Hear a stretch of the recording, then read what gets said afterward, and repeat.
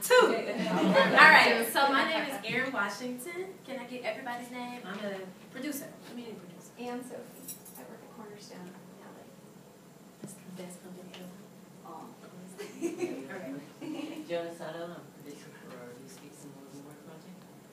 Susie Landy, I work with Joan, You Speak Some More project. Director of Branson Foundation. Jenny Kostriva, Education Director at Milwaukee Repertory Theater. Tiffany Vega, I work for the Hip Hop Theater Festival. Hi, I'm Allison Delacruz. I work at East West Players. I'm our Audience Services Manager. I produce our Visionary Awards, and I am the director of our New Works Festival. My name's Lauren Ignat, and I work in studio programming at the Guthrie in Minneapolis.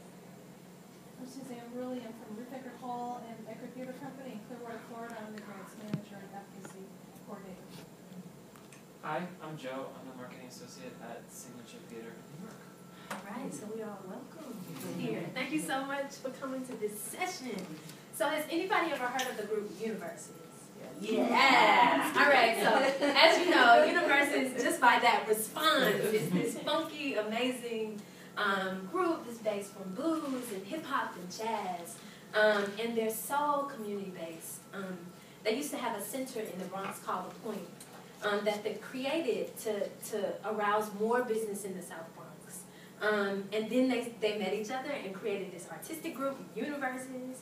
They used to rehearse in their bands, and now they're performing over theaters across the country. They're 16 years old, and I salute them because, to me, they are artists that actually are within the community and that are working. So they created a piece called Party People based off of the lives of the Black Panther Party members and the Young Lords. So a lot of people have heard about the Black Panther Party members. Have people heard about the Young Lords? Yeah.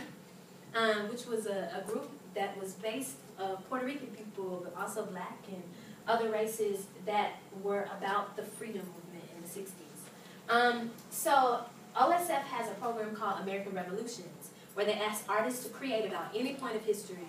And Universes said, Black Panthers, Young Lords, let's go. OSF was like, what? And they did it. And so this is a clip from Party People.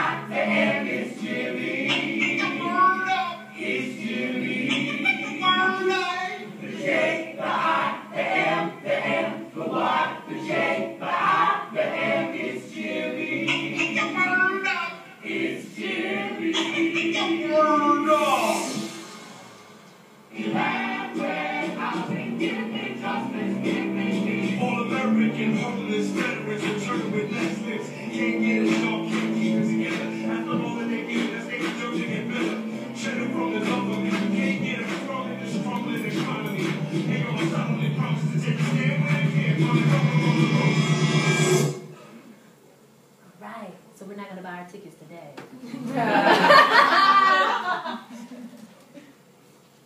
All right. How did that work?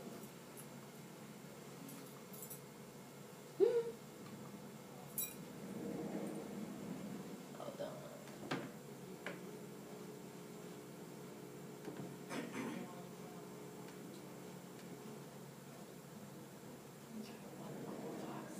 All right. So as you can feel from that clip, what kind of feelings did you feel? Anybody from the clip? There was a lot of energy. Energy. Unity. Unity. Change. Yeah.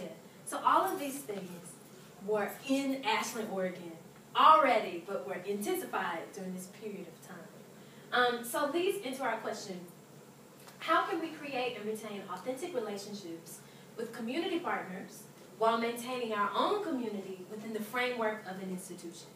Are any of your groups working on this exact question or something similar to this right now? Yeah, me too. Us too. All right. So, my community-based philosophy is this. Before we try to sell a ticket or tell someone that we work at the theater, we should say anybody this first line. Hello, how are you? Yes. Sometimes what do we say? Want to buy a ticket? Want to buy a ticket? Or, my name is Erin and I'm a community producer and I do this and da da da da da da. And it's like, I'm not even talking to a real human being. I'm talking to something that's fake, right? Because I only know me, right?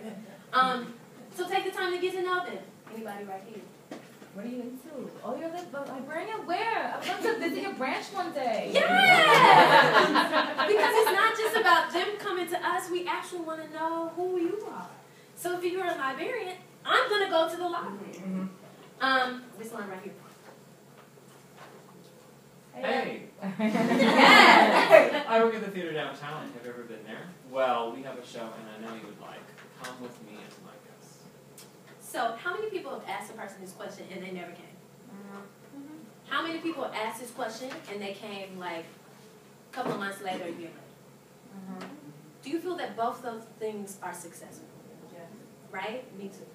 So the connection that you made is real. Because we're not trying to connect with people just to get them to come to a play.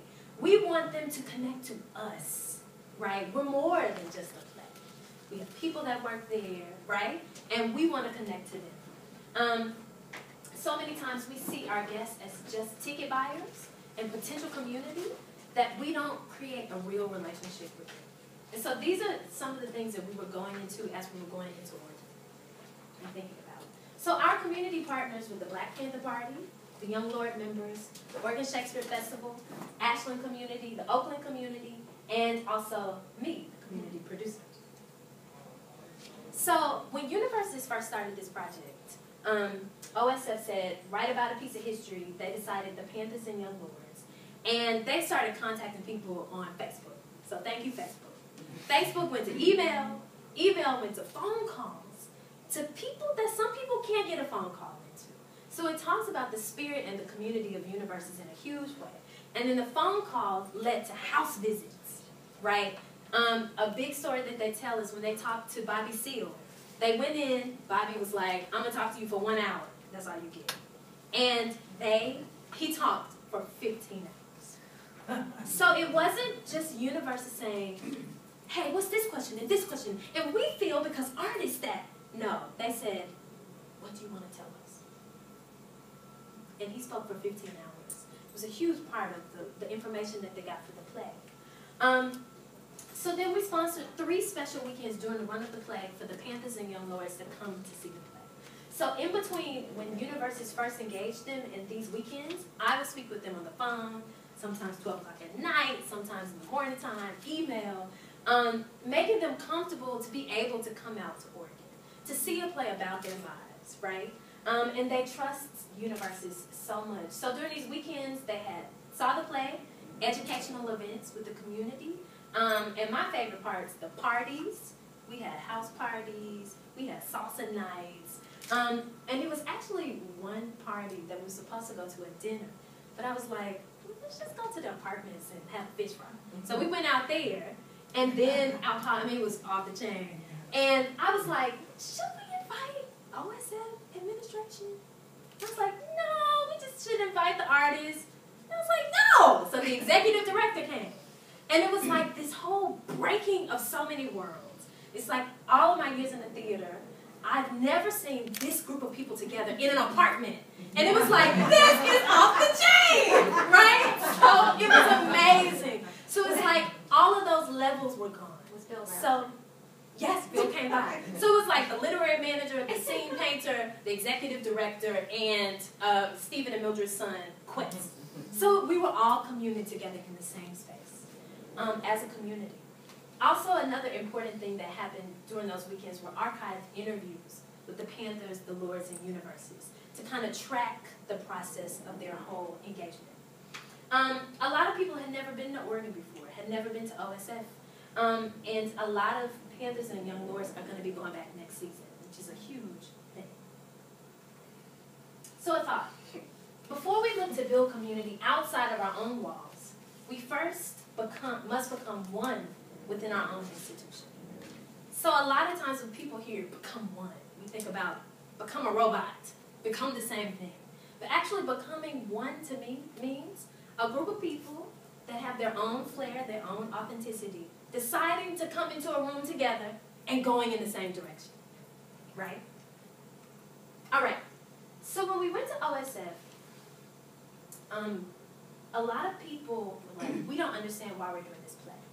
Our audience is not gonna like this play. And we created a space that you can throw all of those fears out there. So then we invited a Young Lord and a Black Panther Party member, Felipe and Erica, to come out, and we curated a film series about the Young Lords and the Black Panthers, because a lot of people didn't know this information.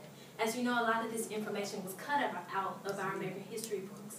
So it was important for us to educate the inside our house, OSF, before they could even welcome an audience member to come in. And this was huge.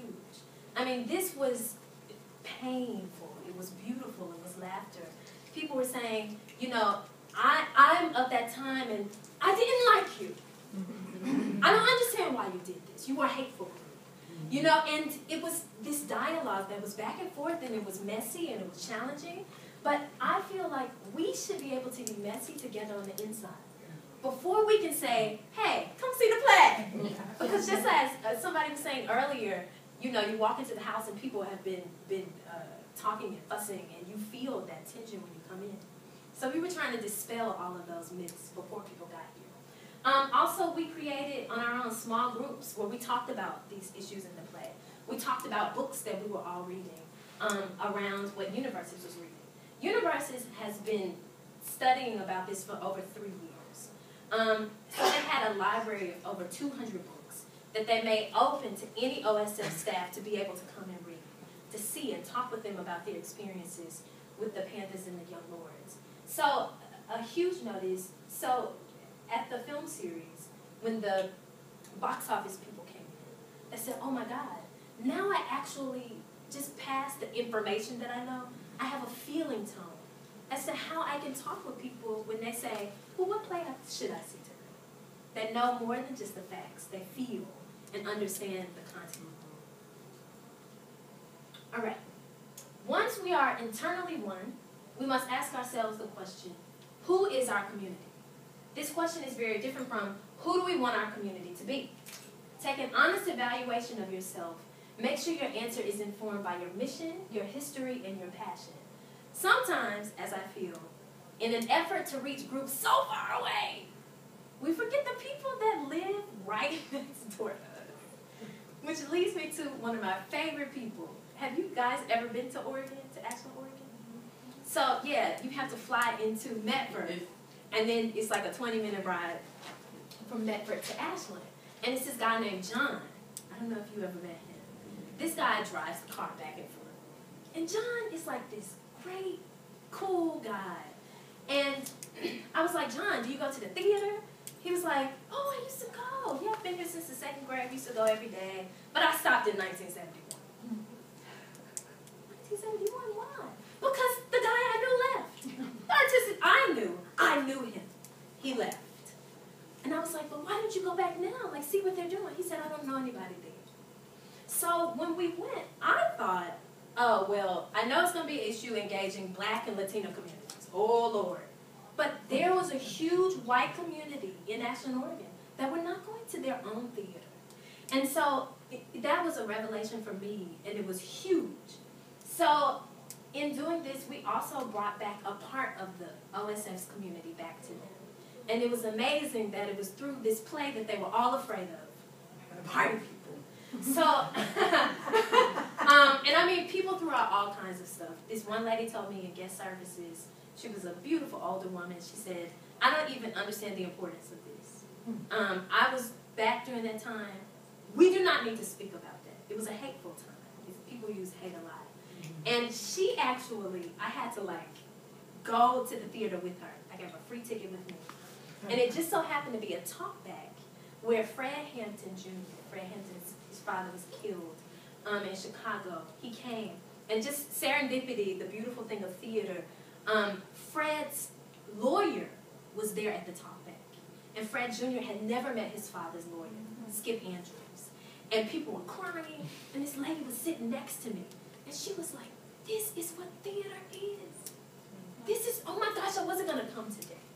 And she was like, this is even better than the play. And I was like, yes, that's what it's supposed to be. Because it's still the play. It's still the theater. So we did talkbacks. Universities was very accessible to people outside of the shows.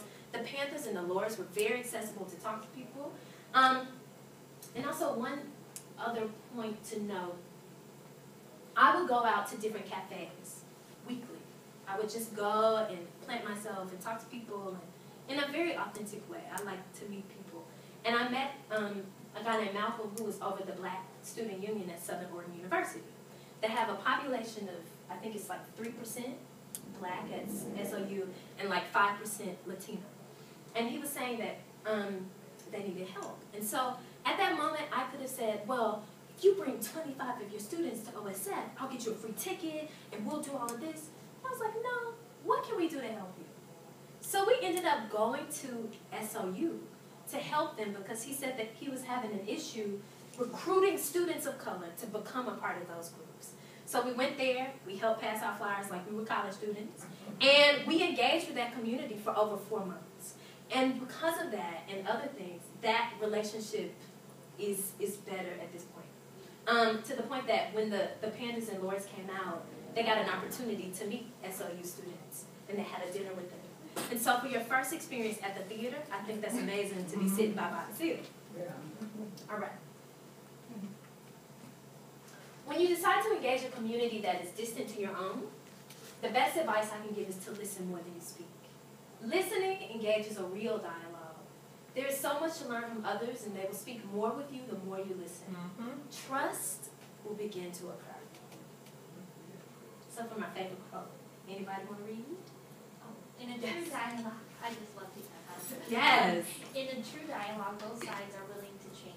If we do not believe that, entering into dialogue would be a waste of time.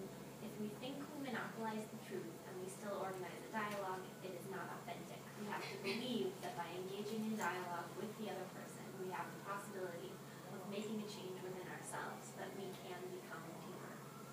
I love the part.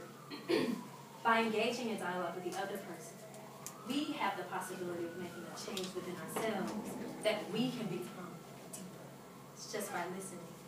So university is 15 hours of listening to Bible theater. So universities actually went into Oakland before they went to Oregon. They had performed in Panthers' houses with their friends. They performed at the Eastside Arts Alliance. I continued that relationship by going back and forth between Oakland and Oregon. And it was interesting because a lot of people from Oakland had never gone to Oregon, and a lot of Oregon people had never gone to Oakland. I used to live in San Francisco, and I never even thought about the state of Oregon. So, I mean, even me myself, I was like, this is 15 miles away, when it's really actually close. And so, it was an interesting dialogue. And it was sometimes weird. Like sometimes I felt like, is this fake? Is this real? But I think it's important to open up these avenues in authentic ways because the education department at OSF now has expanded their education outreach to Oakland, which is a huge thing. So now more Oakland students will be going up to Oregon, and hopefully more people from OSF will be going down to Oakland and experiencing the art theater. Once the doors open, the dialogue has begun. Use out-of-the-box methods to continue the conversation. Be bold and creative. This is a group of bold people. I can see. So one thing I think with being bold in our institutions is to designate a community producer. You can call it community producer, liaison, person that wrangles people to talk about community. this person will deal mostly with the community engagement in the theater. So for example, me coming into OSF during this role, building strong relationships with the Black Panther Party and the young board members and the Ashland community. OSF was so open to allowing me to come in and lead meetings with their institution every week that consisted of me, the education department, and their outreach department of marketing. And together, we sussed through everything. We created these events together. We co-curated the education series, we planned and hosted the 3 special weekends, and most important, we kept a record of the whole entire process. And so just as a side note, this role, in my opinion, is huge. It's a challenge that I want to put out to theaters to talk about, and talk about what you think is good about this and what you think is fearful about this. But the community producer is not the only person that should be doing this work. This person is furthering the work of the mission of the theater. All right, so if I had to create a model from what we've learned, this is what I would create. The creation of a community producer position, just said. The creation of weekly artistic staff meetings, which discuss the role of theater in the community, attending events, and creating long-term goals for your team. The creation of weekly community hours to be performed by the artistic director, which I feel like is huge. So it's a couple of hours in a week. You go to Betty's, the local coffee shop, right? And you sit down and you do your work there and see if interactions happen. Not to say you have to go out and be like, ha, I want to meet you because eventually I want you to come to my theater. It's you going out to have tea. And because you go out to have tea openly, you're going to meet people and they're going to meet you. And you're going to be interested in what they have to say and they will be interested in what you have to say. The creation of a community board that discusses how effective the theater is in the community engagement. And before I was saying something, I think it might be interesting for people that are being funded to do community work, for those funders to also check in with the community board. So they're not just checking in with the theater.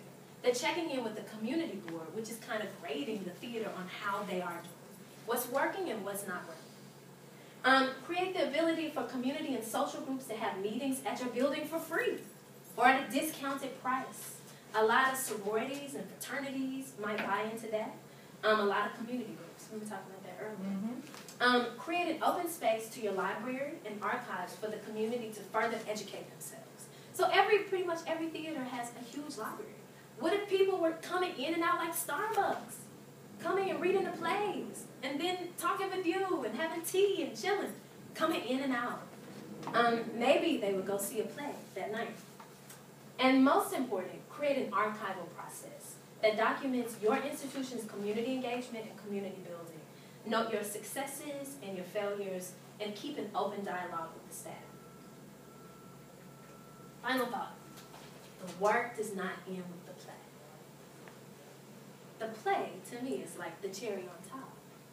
The work is what we are doing. The continual engagement.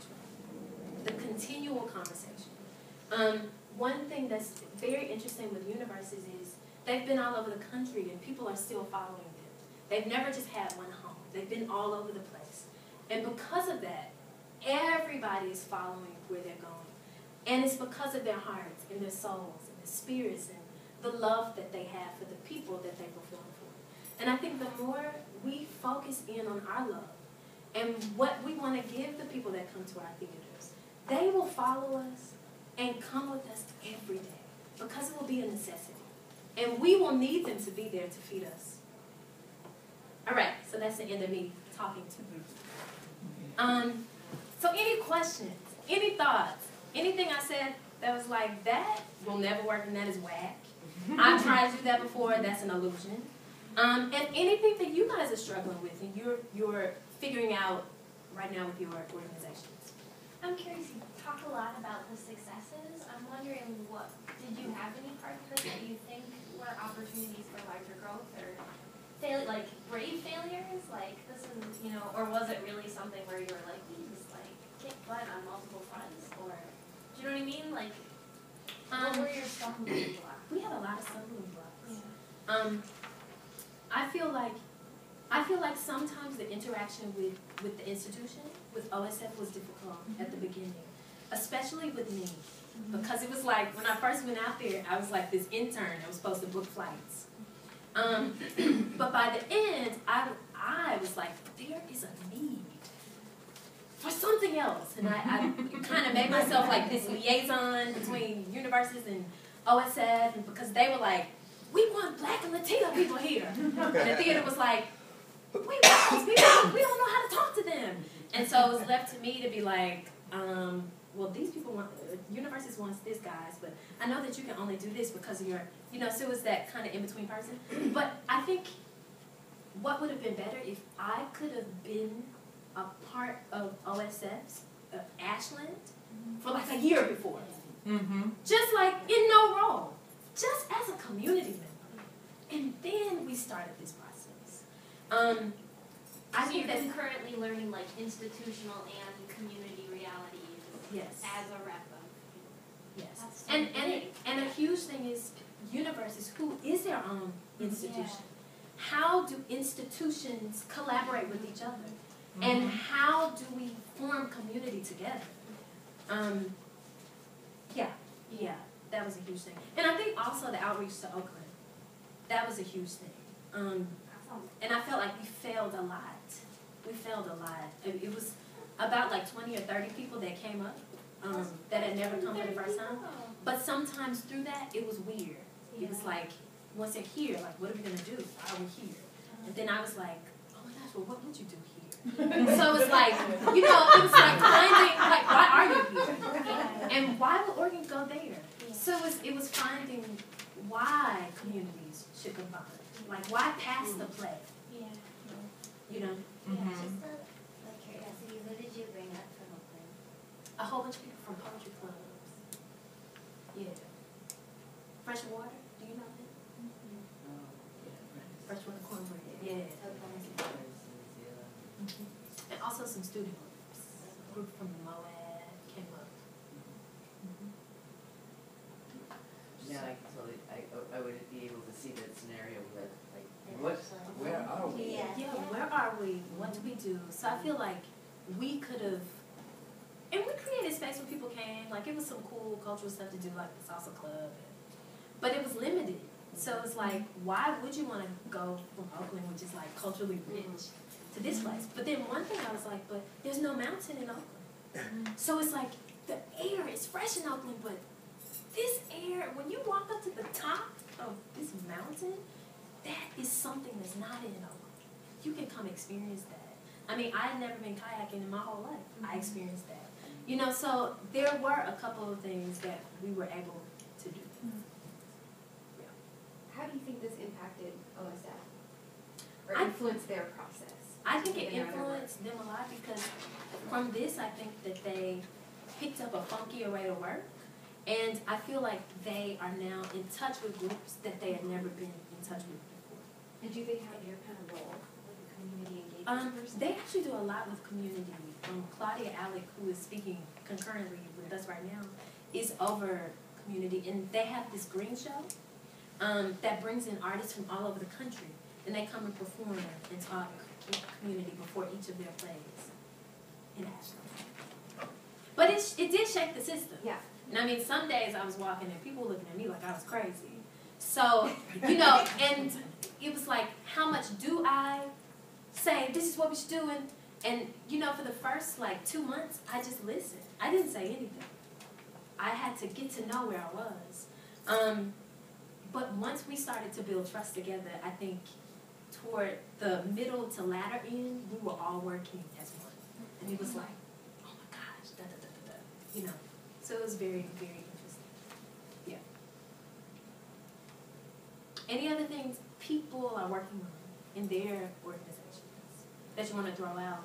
Well, I just appreciate the acknowledgement that it's a process. Yes. And I would hope that, and it just makes me, so I feel like in listening to you, it resonates for me because I have often been a consultant who's been brought in, and I'm now part of the permanent staff at an institution, and so I'm trying to think about, you're helping me think about creative ways to develop new leaders to help us kind of do this work, but also thinking about on the institutional side, like what you were saying, like it would be really great to have, for you to have been there for a year before you go out. And so that's an institutional commitment around staffing and around expertise that I feel like that I'm just really trying to be mindful of, because I know that in other institutions where I've worked, people are like, oh yeah, we'll hire you for 3 months, thank you for doing your work, and now they're gonna take all of your work and make it theirs. And the funkiness doesn't stay, the authenticity doesn't stay. It's just like, let me take what you have so that I can make it part of my fabric and sell it like it's like it was already part of my tapestry. And so I It's like when they have like a Latino play, they want to bring me in, and for 3 months because they have one Latino play. Right. And then we don't see a Latino play or Latino outreach for another 3, 4, and that resonates for me because I work at East West Players. We're doing a play right now about Vietnamese community, and in outreach with our Vietnamese partners, people are saying to us, oh yeah, the last time I was there was 9 years ago when you guys did this Vietnamese play. And so we've been doing a lot of like groundwork in terms of, but we still have a commitment to the Vietnamese American community. We've had Vietnamese people be stars of our other shows, but to like actually have an authentic voice and try to offer something new, or to be thoughtful and cognizant about historical representations, and I feel like you touched on that too. So it really resonates in terms of like, yeah, if we really are trying to be authentic with multiple voices within the Asian American diaspora, like how do we, because it's so diverse, how do we nurture diverse folks so that the voices are authentic and then still everybody connect to what is our overall mission and vision and stuff like that. Yes.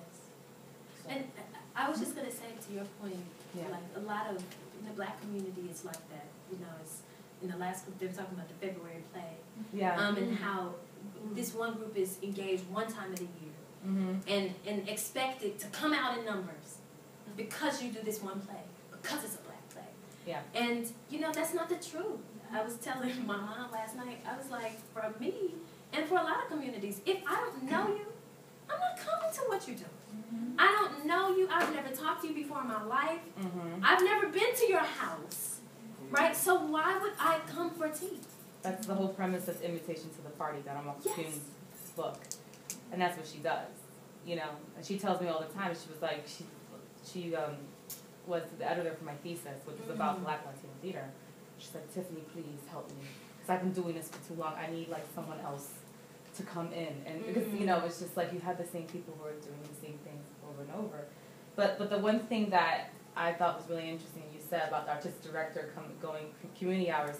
So many times in institutions, it's like, you know, we're at different conferences, or we're meeting with board members, or we have a you know, presentation to give to a foundation. It's like the artistic directors are so busy, or the executive directors are so busy all the time.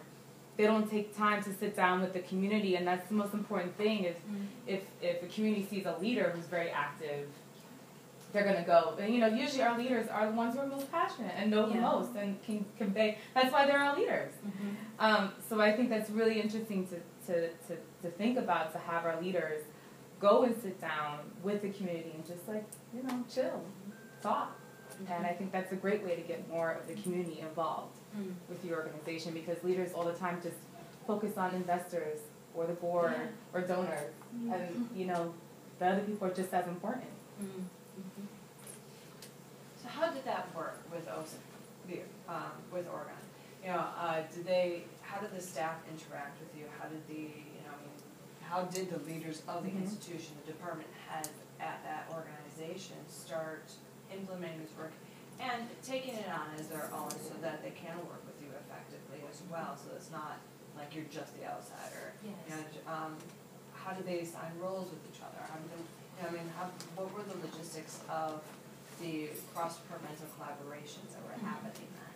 Well, what was huge is OSF is already doing this type of work. Like they're already open to this type of community work because of their own community programs. So when I came in I was working under American Revolutions as an intern. And because you're an intern, all of the interns are allowed to run meetings. So this is why I was allowed to run meetings. So it's kind of like within their own framework that I came, and they had the idea of having a meeting with the marketing, the outreach part of the marketing department, me, the education department, and American Revolutions. And we met once a week. And we did check-in meetings every Friday with the artistic team, as a part of the artistic team meetings. So this was something that they were very open to in their structure. And I think it worked because it wasn't just me and Universes in this corner doing our own thing. We met in the middle through their own infrastructure. So I was in meetings about OSF that had nothing to do with Carter people. They really immersed me into how they worked. And then we had our separate kind of clutter meeting about the specific engagement that we were doing around the play. And how did it go when you met with the artistic department about that engagement? Who did the talking? Were they wanting to keep tabs on what you were doing, or what was the benefit or trouble with that? I did a check-in at the meeting every week about what we were doing and what was going on. And also American Revolutions, Julie would also check in about what we were doing. So they were very open. Like, it was amazing. It took steps to get there, but by the end, we were all on the same page. But everybody wanted to engage the community.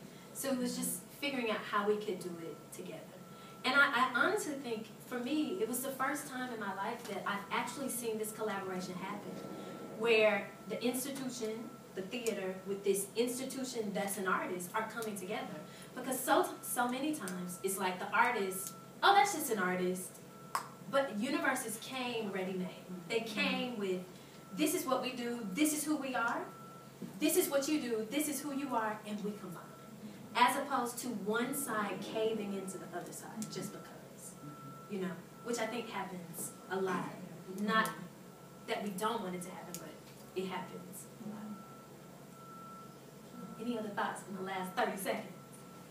Well, before we leave, what are some cool projects that people are working on right now that are engaging the community that you might want people in the room to know about?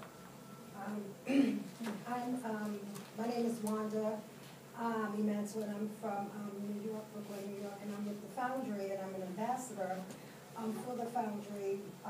And I also work with social justice organization, Fury, and the collaboration was to get our members to be involved and engage in the Foundry, going to the theater, having the conversations, and what happened after each play, they give feedback and they talk to the artists that perform in the play.